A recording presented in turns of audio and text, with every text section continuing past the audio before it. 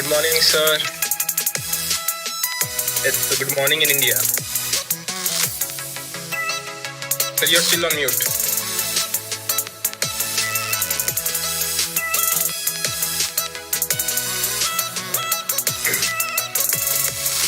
Tanmay, could you just unmute, sir? Sorry, I thought I had clicked it. It's 9:30 there, right? 9:30 a.m.? Yeah, it's 9:30 a.m. over here. Thank you, sir, for joining exactly on dot timing. Like, I thought you had forgotten about the meeting. No, I was working and then it faithfully gave me the reminder, which I was grateful for. Yeah, I just sent you the mail. Thank you, sir. Tanmay, we can call the meeting to order. Participants will keep on joining, so we can call the meeting to order. Tanmay, are you there? Sure, just a minute, huh?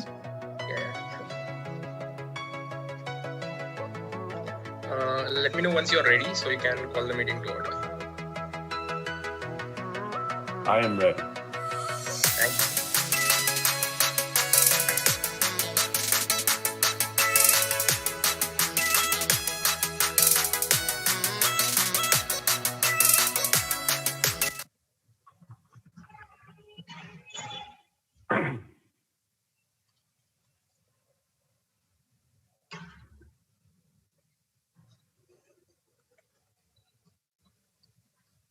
Am I visible? Yes, you're visible and audible. And hereby, I declare that we have called the meeting to order. Then we can start with the session. Yeah. So, good morning to one and all present over here. A warm welcome to our chief guest, as well as the students and teachers that have tuned in for this event. Well, I don't know what to say today. Firstly, I want to ask each and everyone, what is the most difficult task in this world? If anyone can, then please enter that in the chat box. Or let it be. I won't waste your time. Let me tell you what is the most difficult task in this whole world. The most difficult, sales. It's not the right answer. The most difficult task is to do anchoring. Now, you might be wondering what is that difficult in doing anchoring. Well, you're right, but it's easy when you have script in your hand. And to be very honest, I don't have any script in my hand. So it's the most difficult task for me to do anchoring at this moment. Also, I was told a few hours ago that you have to do anchoring. And early in the morning, I was sitting in the washroom dropping some bombs. And I was just wondering, what should I talk about?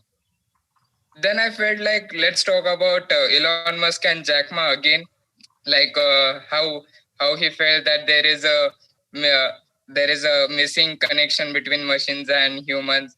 And then I felt like, acha, I had I had spoken about this in the last session of Impact. So saying that again, it won't make any difference. So again, I was like, acha, I cannot say this as well. Then I thought of saying something very vague that was like, in few years, it would be like data science. I mean, the data will have so much value that they will say that if you want 1 kilo of data, give me so and so Bitcoin. I was like, Tanmay, what are you thinking? This is so much vague, dude. This is so much vague. Well, acha, in all this, I forgot to introduce myself. Okay, so I am Rotaract Tanmay Gangode. I am the Personality Development Director as well as the District Website Coordinator. Flexing, okay. And since this is a collaborative event between CSI, that is Computer Society of India, and ACM Club of DYPIEMR, also I am the BOD of that club as well. So let me flex again by saying that I am the Vice President of CSI and also I am the Webmaster of ACM. Okay, so enough of this flexing. And I think that it is really difficult task. So I should hand over my job to someone else, and why not nominate Aman for this? Aman, over to you. Let me see how you handle from here. Okay, thanks a lot, Tanmay. You always pull it off. That's why I always give you the task just a few hours before starting the event. So anyways, that was a really great introduction to Tanmay Gangudi, not about the event. I'm really disappointed by you. Okay, so today we are going to talk about science, technology, computer science, and That's it. Right. So without wasting any further time, let me just introduce you all to our today's speaker. And he is Dr. Thom Ives. He's a lead data scientist from UL Prospector. Thom has the honor of serving with people that have developed a SaaS, for those who don't know, you can Google about it, for the largest and the most accurate plastics, paints, coating, personal care, and cosmetic database in the world. He is the lead and the only artisan data scientist. His first use project for them is to automate or at least speed up data entry and data updates for plastic technical data sheets, but he does other projects here and there as well. He also founded and owns and leads integrated machine learning and AI, which is a small group of data scientists creating helpful educational content and serving startups. So, well, that's a ton of achievement which we all just aspire to become such, right? So today here at Impact, we are going to interact with him, and that's all for today. So as the trend goes, I haven't introduced myself. As Tanmay did, I will do the same. I am Rotaract Raman Mulani, and I am the president of Rotaract Club of DYPIEMR. And without wasting any further time, I will just hand over the stage to our today's guest, Dr. Thom Ives. So over to you. Well, hello. Did you guys want me to speak or answer questions? Hello, sir. Sorry, sir, we didn't get you. Oh, I was unclear as to whether I was going to answer questions tonight or give a talk. So it's like the first half you're going to interact like your experiences and about this stuff, and then there will be Q&A. Okay, great. So what I think would be most helpful is to talk about my career, if that's okay, and then let people ask questions about that. Yes, sure, sir. And I want to make something clear. I have no flex. My life's been full of hard lessons. I mean, I'm a big guy, but I'm not going to flex. I'm going to teach y'all the hard lessons I've been through, hoping will help you guys avoid some of them as I tell my story. So I was born and raised in Dallas, Texas. So I speak American English and Texan. I'm at least bilingual in that way. And I won't turn on my Texas accent for you guys tonight, but I do say y'all because it's the proper way to say the plural version of you, in my opinion. So I was born and raised in Dallas, Texas. It's a very large city, even back then, many years ago. And I went to a very large high school in Dallas, East Dallas.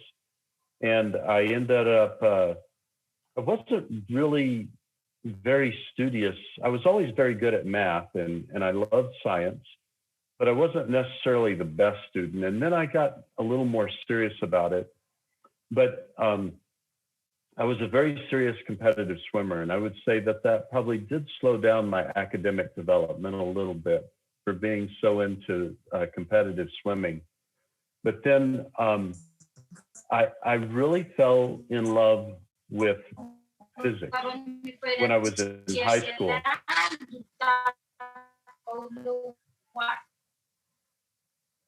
Thank you. And so my swim coach was actually my biology teacher, and my physics teacher was actually kind of harsh and gruff.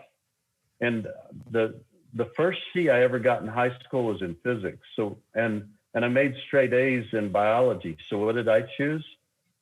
Engineering, physics, basically. And then I remember I started coming up to speed better in physics, and my physics teacher walked up to me toward the end of the semester or toward the end of the school year and said, "Tom, what do you plan on doing?" I said, "Well, I think I'm going to go into mechanical engineering at University of Texas." He said, I think you'll do well. And that made me feel pretty good. That such a gruff, harsh teacher, showed confidence in me. And I would say I had a rough start. I wasn't quite sure how to study well.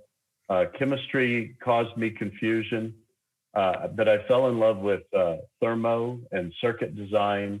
And by the way, there was no such thing. No, let me correct that. We didn't have anything we called data science yet. And there was a reason for that. But was I learning data science type principles? Yes, even from my freshman year. And for example, curve fitting with least squares. And really, when we would model things with differential equations and for the solutions, when we would code on the computers. By the way, just to give a clue as to how old I am, in my freshman year of college, undergraduate, I was programming at first on punch cards. So I hope none of you know what those are even. Very painful. And then within that same semester, I was able to move to terminals that were connected to mainframes. That was much nicer. But I fell in love with engineering as I went through mechanical engineering. I fell in love with coding. And I especially fell in love with being able to predict a system before I built it, like use physics and analytical modeling using physics to predict the way a system was going to behave, either structurally or dynamically. And I was especially impressed by a method called bond graphs, which is a graphical way to represent the differential equations of a system, but in a flowchart type format. And when you use them correctly, they make sure you're following all the rules of differential equations really well. If any of you are in engineering and are doing predictive modeling with multi-physics or physics, great tool to learn. So my first job, and I remind you, there wasn't really a title of data science for anyone at this time, but I went off to serve with my nation's nuclear naval program, a very famous program, and the training was very hard, but I went through it as a civilian with a group of ensigns, and I was hired by one of the companies that worked with the Navy to do the training and to build the ships and subs. It was Westinghouse Electric, founded by the famous and very brilliant George Westinghouse. That if you've seen the movie Current Wars, he's the nice man that runs Westinghouse Electric.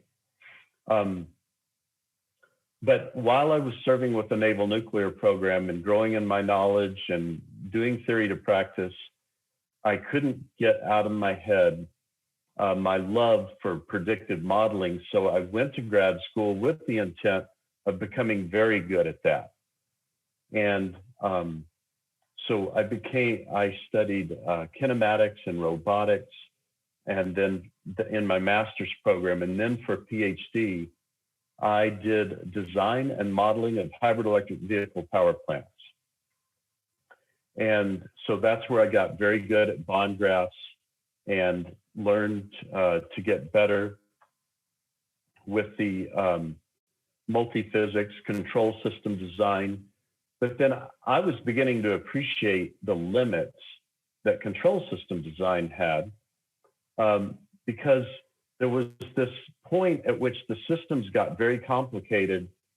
And if you tried to make the models yet more complicated to meet that demand, it gave very little return. So I got into the study of fuzzy logic, expert systems, and neural networks. And I could see the power of those even in the mid-90s. And I remember the thrill when I got by the way, there was no Python back then. So I was doing this from scratch in C, and I loved it. We even had to do the memory allocations, quite challenging. And the fun thing that I developed was a way to automatically change the architecture until it achieved a good training time and a good training solution. And then I ended up using expert systems to mimic the driver of my hybrid electric vehicle power plants on a computer. They were virtual.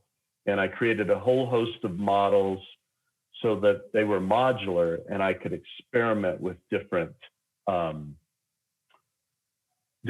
architectures of hybrid electric vehicle power plants. So again, to me, it was just all different types of modeling. And when I look at what we do with data science now, back then I would have called those either kind of a mixture of statistical and empirical models. And my friend Dennis Rothman, you know, he was always doing that kind of stuff from scratch. Mine was more physics focused. So then I got my first job out of grad school because of those modeling skills and went for a short time to work for a company in Boise, Idaho that made automated wet etching and cleaning tools for the semiconductor industry. I could tell things weren't good at that company, so I moved to another company that I was at for almost 17 years, where I did a host of different things, but always trying to concentrate on honing my, at the time I was thinking modeling skills, but as time went on, I realized the bigger need where I was at was to automate the flow of data, automate the processing and visualization of data, and create dashboards. I think I used that term dashboard before I even heard anyone else use it. And so over time, I did things like physics-based modeling, even for micro electromechanical systems and helping to build labs to measure those micro electromechanical systems. So it was kind of cool. We would use laser Doppler vibrometry to measure the movements of those micro electromechanical systems. We had to shine the laser through a microscope onto the micro electromechanical system and use that to detect the movements and such. So I built a whole vacuum system to mount this in there and make sure that it was a sealed vacuum while we were doing those experiments. And then we lost funding for that. So I moved around a bit into various other efforts, but over time, it switched from physics-based modeling to more of an emphasis on automating data flow, automating data reporting, doing modeling with data. At one point, and during the time that I was working on the MEMS is where I discovered Python and used it to do just amazing things. I was so thrilled with how easy it was to use, and I never looked back. Excuse me. But then it was a tough point in my career at that company. I moved around just to try to do anything analytic. And then I took another job with a company that was making camera die. And the camera die were used in automobiles, et cetera. We even made some die from the wafers that were used in high-end digital movie cameras. And so I worked on a team that wrote and maintained and produced new scripts, Python test scripts, to test which of those die that were going to be put into cameras as imaging devices would not be high enough quality. So we were basically trying to fail bad die. And it was highly automated. And there was this one test that took us at least 2 weeks to tune. And I kept looking at it and I kept thinking, there ought to be a way to do that automatically. And so I started applying my modeling skills and trying to get it to work. And I did get it to work. And then it was quite thrilling to see that I could use it to automatically grade these die for these issues. And then, but unfortunately, I left that company. And while I was looking for a potential new role, I started a company, which was integrated machine learning and AI, the one that was mentioned here at the beginning. And I decided I would write blog posts and seek to help the greater community learn data science better. By the way, when I left that previous job, a friend helped me see, Thom, I know you don't keep up with current events very well, but data science is really hot and you know how to do it. So I basically just caught up my knowledge and honed my skills more in that area and started advertising myself that way, leaning very heavily on this past experience that I was speaking to. And then I was also trying to get potential clients, but as I grew my online presence, which I didn't have much of before this, I started getting some really amazing offers. It helped me to see that due to my career development, I was quite marketable. And of some amazing offers, I took the one with Prospector just because it aligned with things I was most interested in. And then as I've just grown my online presence, I've made some amazing friends. So the project that I'm working on right now that was mentioned at the beginning was to automate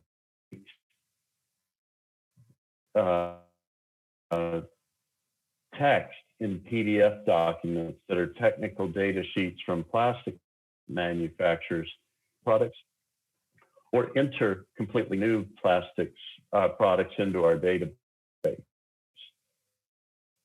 And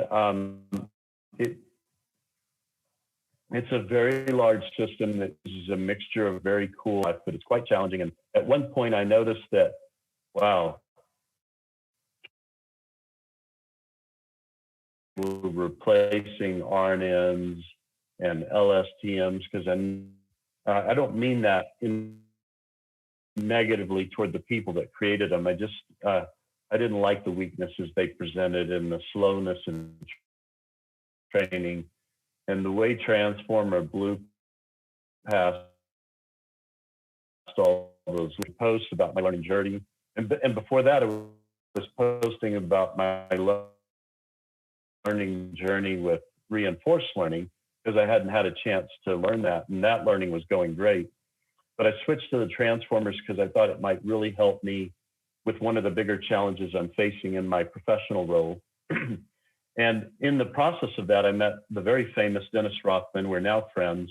I was one of the reviewers of his pre-release book, Transformers for Natural Language Processing, and love the book, love Dennis. We're going to be speaking together some now.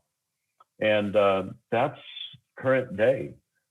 Before this call started, I was literally, if I wasn't taking a study break, I was reading Dennis's book for the second time to understand how to train Transformers for my specific task. And at that point, because it's interesting. Okay, I wanted to show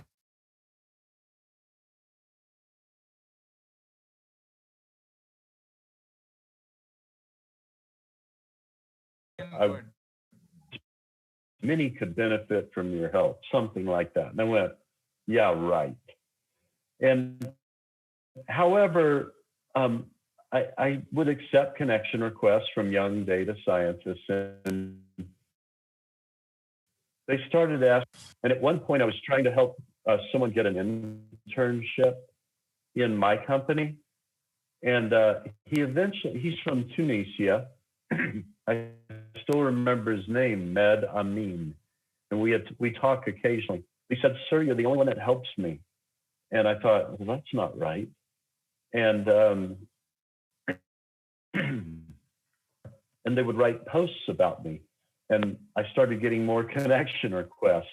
And at one point, the deep friends I made, I mean, some of these young people called me dad, and, you know, so they're a son or a daughter to me.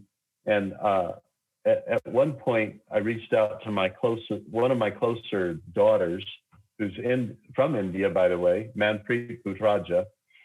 And she said, okay, Dad, I think you need to start a show to handle these mentoring calls people want to have with me. I said, I agree. So the the first call we had, I said, look, I want you to get That